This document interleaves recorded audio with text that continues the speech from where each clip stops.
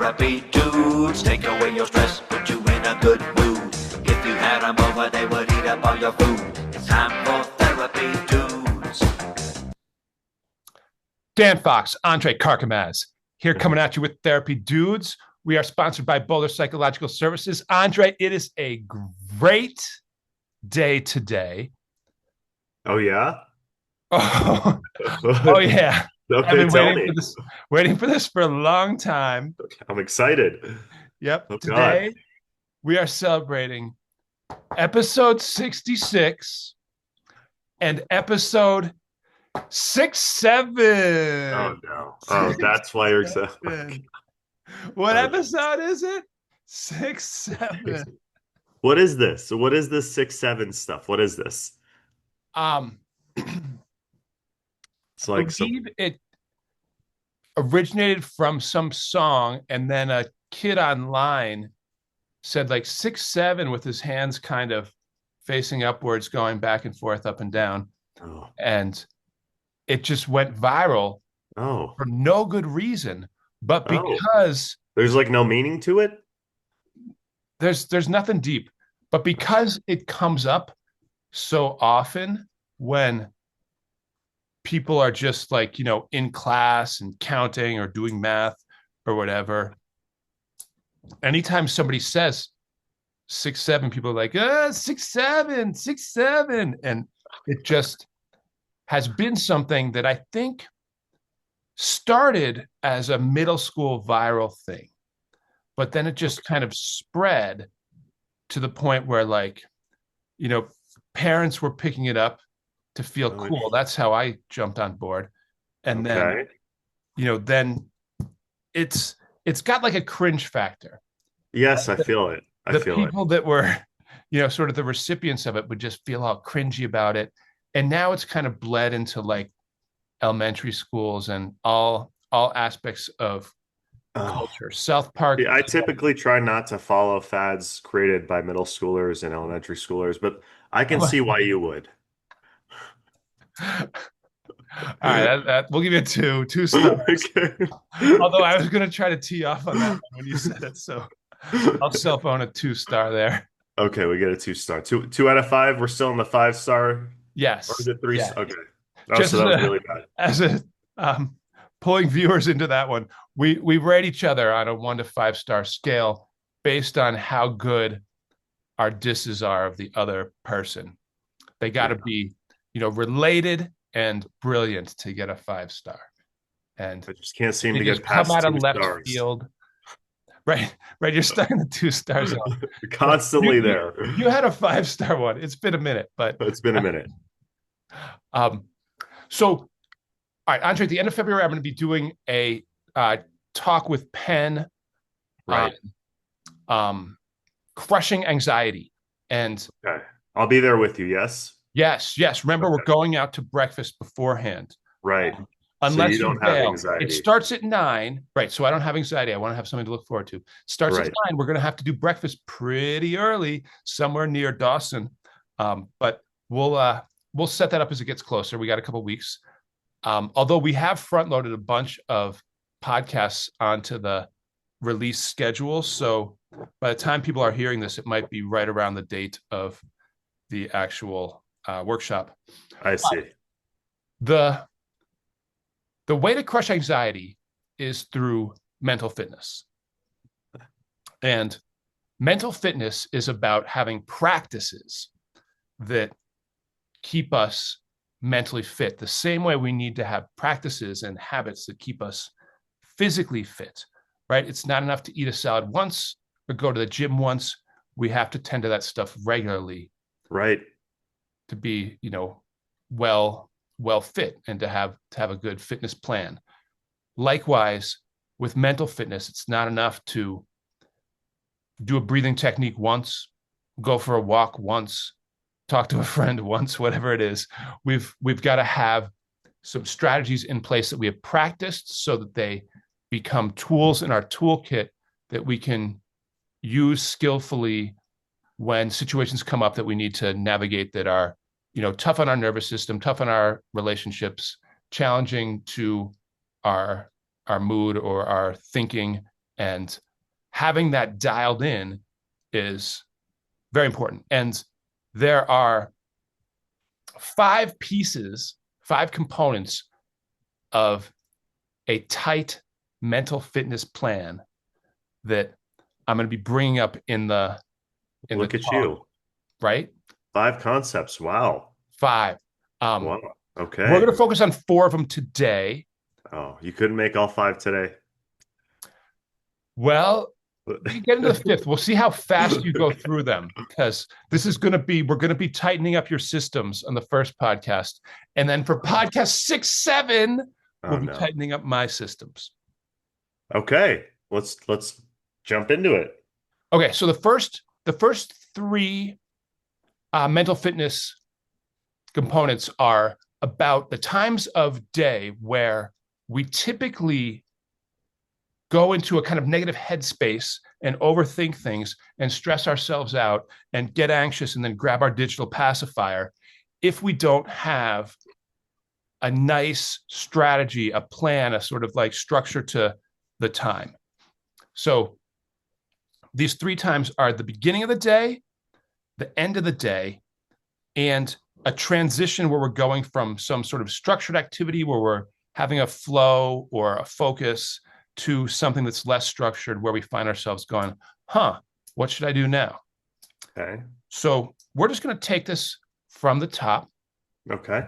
and That's a good place to talk start. about your, yes, right, your morning wake up mental fitness strategy. Everybody has a strategy because they have patterns, right? Yeah, It's that's just true. that sometimes the strategy is in the direction of just yielding the result of starting off the day in kind of a rut or Yeah. feeling out of sorts.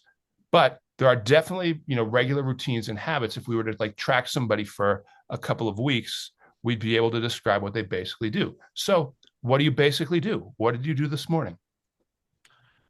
Uh, I wake up and the first thing I do is make tea. I used to make coffee. I got sick of coffee. I make tea. I will sit in the sun a little bit and I'll think about all the things I got to do for the day. I'll kind of look at the agenda for the day and um, I actually make sure I'm hydrated first thing in the morning. I realize if I don't do that, like the start to the day is pretty rough. So I'll drink like a cup to 2 cups of water before I start doing anything else. Okay. Yeah. Um, all right. So you're double dipping into the rehearsal part of the mental fitness plan. That's one of the Mm, five components is kind of rehearsing your day. mm, So you do that as part of your morning routine, which is great. I want to know though, when you're thinking about what you gotta do today mm. instead of get to do today, I'm going to mess with your language there. Um, Oh. but what you got to do today, what do you what do you bring to it? What kind of intentionality do you have when you're kind of reviewing that stuff? What's the point? All right. So this is what changes how I feel about what's going to happen today between the gotta do today versus get to do. And it's really leftover um, emotion, leftover conflict in my head about things, leftover feelings that I haven't resolved from the day before or stressors in my life. And I do have to sit with like why I feel that way. I do have an intentional practice in the morning where I ask myself like, why does this feel bad already when I wake up? Yeah. Because nothing's changed. It's this. I mean, I have a pretty standard routine at this point in my life. I've created, um, patterns and routines that are good for me. But if it feels off when I wake up in the morning, I always have to ask myself, like I actually do what they call a body scan. So you know what that is? Where you kind of just like it's a mindfulness based practice where you're Okay. kind of just breathing and trying to figure out where in the body you're feeling that tenseness. It's usually in the stomach for me or the chest, and then I kind of go into that to see why I feel a certain way. It's usually some kind of fear based, anxiety based um, thought process, right? Yeah. It's about a relationship. It's about a work issue. It's about, I don't know, we got to pay taxes, stuff like that. All kinds of things will come up that stress people out. And All right. so But yeah. having done it a bunch, this is a tool in your toolkit for like relaxation, centering, calming your mind, right? Relaxing your mind. And I catastrophize. That's my cognitive distortion that I go to. I often feel something heavy before I realize what I'm thinking, and I will have to use this tool to figure out what this what first off, like where is this directed towards? Is it directed towards a relationship? Is it directed towards work? Some aspect of my life. And then I have to figure out what the fear is. I have to name it. And I use, I call it name it to tame it. I'm not the one who coined it. That's well known in psychology. Name it to tame it. You bring it out there. It's out of the unconscious to the conscious. Now you can change the narrative a little bit. You can see how much am I catastrophizing here? Like, and then I reframe, and then the feeling starts to go away. I do some breathing exercises, but it took me a long time to get to this point where I can actually consciously do this when this is happening. Right. Well, Yeah, and I think that's part of the key of becoming mentally fit is that we have to like work on these tools for a while for them to really become part of our like sort of like cognitive muscle memory right. and something that we can actually rely on and that we've sort of built a foundation with. So I imagine you get this feedback from clients sometimes when you're talking about different tools where they're like, yeah, I tried a body scan, It but it didn't didn't work. work. Yeah. So I don't Just really. like I tried to lift and I can only do two. I'm done, you know? Right, right. No, Yeah. it's right. It falls apart when you think about it in terms of physical fitness. It's like, well, of course, if you do an activity once, it's going to be awkward and uncomfortable. You just have to persist. But Yeah. somehow Your I feel core's going like, to be off. You're not going to be able to do that much weight. It might really hurt. You might really not understand what's going on. Your body doesn't know how to like move that way yet, yeah. right? And I feel like learning these tools is sort of a gradual journey. It's not like flipping on a light switch and being like, I feel mentally off. Why hasn't this been fixed? Yeah. And when we don't have better strategies, we tend to look for escapes. And escapes do provide a temporary distraction, whether it's with our screen addiction or a drug addiction. Um, those kinds of things can temporarily change our mind pretty quickly, but they don't help us grow a capacity to actually manage and work with and process what's going on and come to a better Well, place of like self-understanding and absolutely. self-management. Those are avoidance tactics. They're not helpful at all, right? Right. And if anything, if you lean towards avoidance tactics every time you have a difficult feeling, you're just hardwiring that this is what I do when I don't feel comfortable. So avoidance becomes the principal way of acting when you actually need to figure out what's really going on and get to the core of it, Yeah. right? Yeah. And life's uncomfortable, so I don't blame people for doing the things that they do. I mean, it's not like I was perfect at it. I'm not perfect at it still, right? No, you're perfect. You're perfect. Oh, thank, oh, Um, thank you. sure.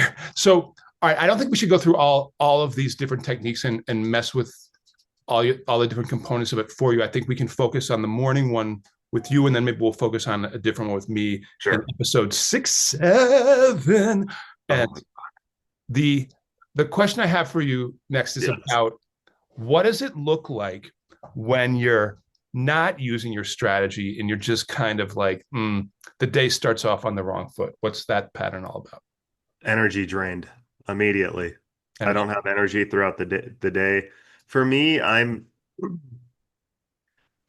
not good at like ignoring feelings. I'm not good at when there's something, I don't know how many people relate to this. My dad definitely wasn't like this. He was able to ignore feelings and just power through life like a hero. Um, I was always very jealous of him.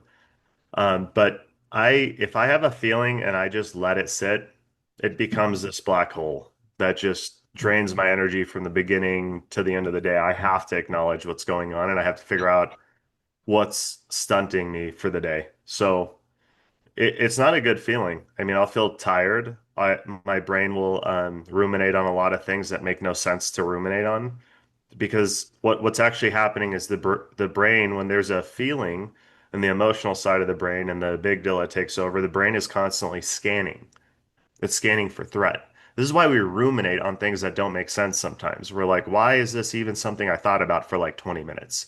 Because the brain is misplacing like why you're feeling this way. It's looking and like you said, actually, you said this, I think last podcast, it was a great analogy. We're in a dark cave. We're turning on the light in certain areas, Right. trying to Neon figure out what's flashlight. going on. Yeah. The brain will do that, and it will, if you have a feeling, it's searching, but you have to be intentional and conscious about what you're feeling and why you're searching. Otherwise, the brain's just going to search in a lot of places and misplace that emotional heaviness into those areas, right? This is Right. why sometimes people can start being like, well, everyone hates me. It's like, no, you're just upset because this one thing happened and you had this story about it over here, but now you're placing it, in 50 different directions. It's not organized, it's not conscious, it's not clear, and it's just the emotional part of your brain and the amygdala activating that anxious, threat perception. Right. And that bias to kind of look for those things, right? If we're not intentional about where we're focusing our flashlight, we're going to just keep going back to the worried pieces that are kind of our, top list of things to just stress about and Right, not use our executive functioning skills to actually manage the problem and right. address it and work our way through it or process it. We're just going to sit there and like worry and cycle Yeah. through more worried And thoughts and ruminate. go to other thoughts that kind of have a similar feel to their Yep. anxiety.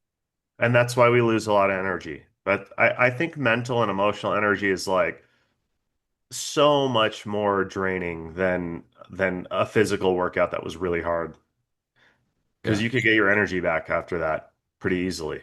So on a morning that goes poorly, are you not getting up and making tea and sitting in the sun and rehearsing your day? Like what would Yeah, an self. outside observer, if we were like watching you on Oh your like, God. on a video of just like if you're in one of those like Big Brother houses and we got to like see your movements, what would be going on? How would we know like, oh, Andre is not going to have a good start to his day? Well, truthfully, I'll probably sit there on the chair, and I've caught this recently over the last 2 years because all that crap happened last year. No, 2 years ago now.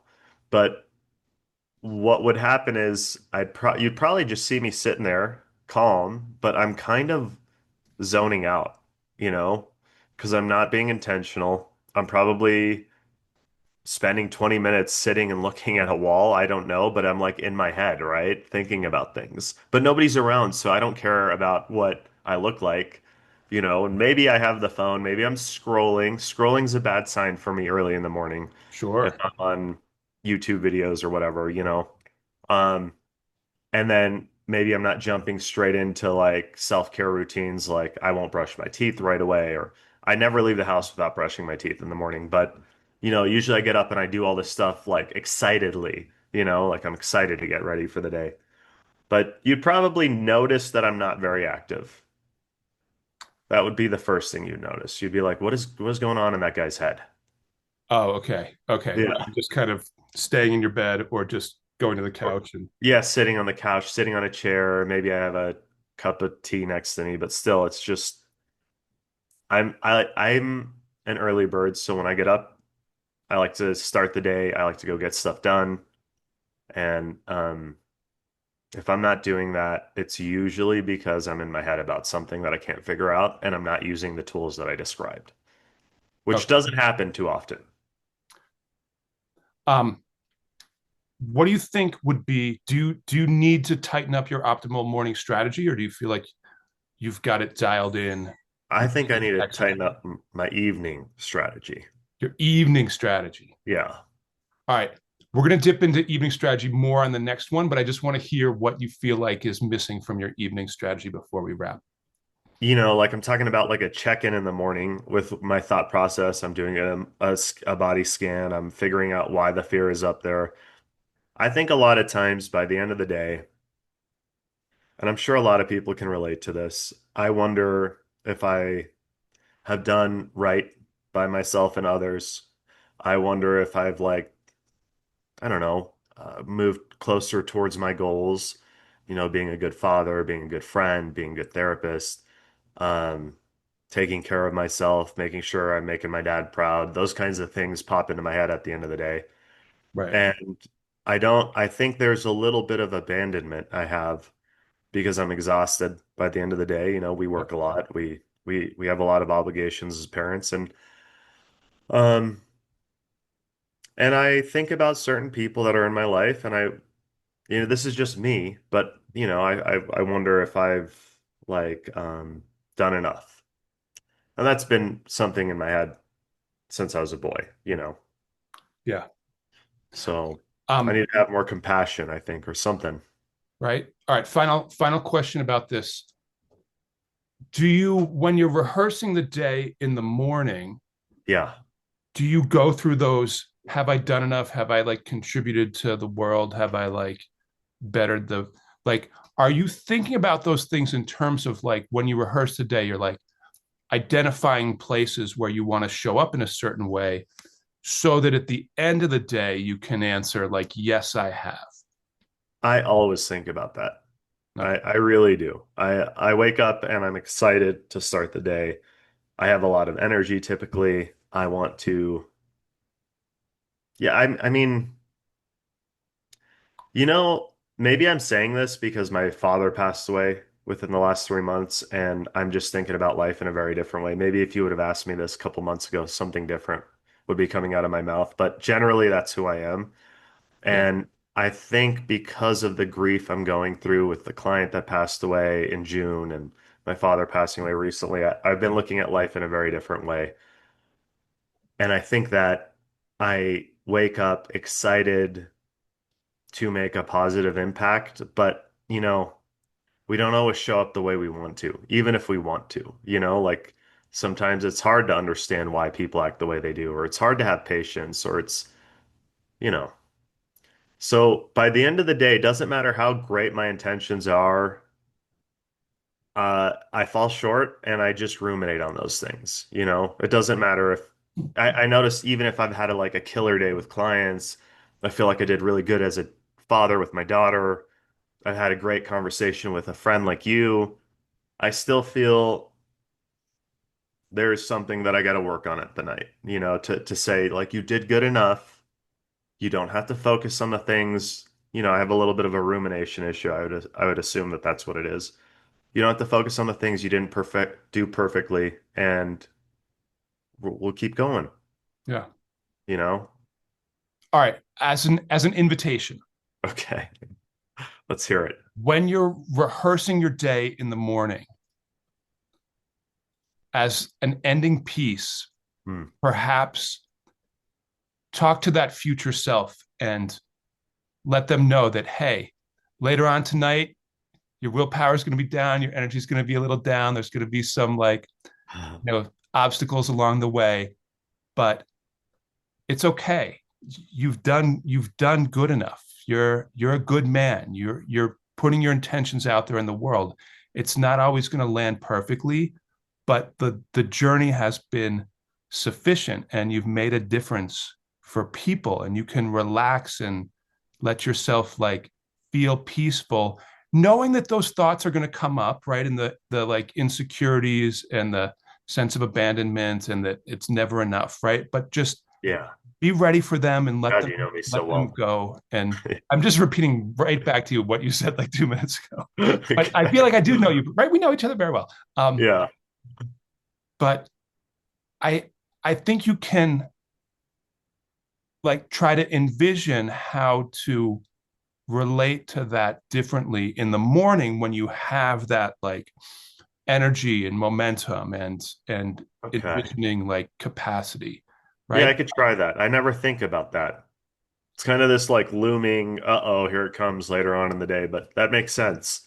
Right. It's like, but if each day is like a chapter, like you're opening the chapter at the beginning and you want to think about how you can like close it at the end and that it's okay and you're allowed to like allow yourself to have some rest and feel at peace and get a good night's That's what sleep. it is. I'm missing closure every day at the end of the day. I'm not good at that part. I think a lot of people aren't good at that part. Yeah. The brain loves closure, by the way. And when there's open loops, you wake up in the morning. Maybe that's why I'm waking up in the morning this way. That's interesting. Right. And But we have like more disturbed sleep at night, yeah, right? It's harder to sleep. yeah. Absolutely, absolutely. Yeah, Oh, I get to talk about this in the next podcast. Podcast number oh, 67. oh God. I can see why the kids love you. Okay. All right. Like, subscribe. Thanks for listening. We'll talk to you in a minute. Therapy dudes, take away your stress, put you in a good mood. If you had them over, they would eat up all your food. It's time for therapy dudes. Here's where I want Therapy to dudes, therapy dudes, take away your stress, put you in a good mood. Listen to them anytime you're coming up. Oh my gosh, should I do this again? What'd you do? I thought I had the stop recording button, but I had to